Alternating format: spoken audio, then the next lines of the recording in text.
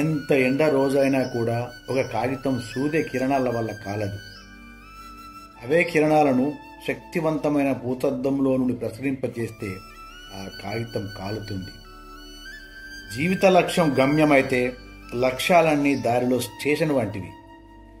ప్రతి స్టేషను దాటుకుంటూ వెళ్తేనే గమ్యాన్ని చేరగలం. లక్ష్య సాధనకు అత్యంత అవసరమైనది ఏకాగ్రత మాత్రమే. 10 పనులను ఒకేసారి సాధించలేము.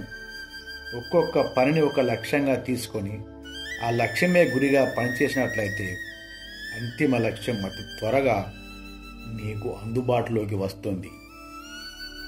మీరు ఇప్పటి నుండి 1 సంవత్సరంలో ఎలాంటి వారుగా రూపొందుతారో అన్నది మీ ఆలోచనలు, మీరు జరిపే సంభాషణలు, మీరు ఎవరితో ఎక్కువ సమయం గడుపుతున్నారో అవే నిర్ణయిస్తాయి.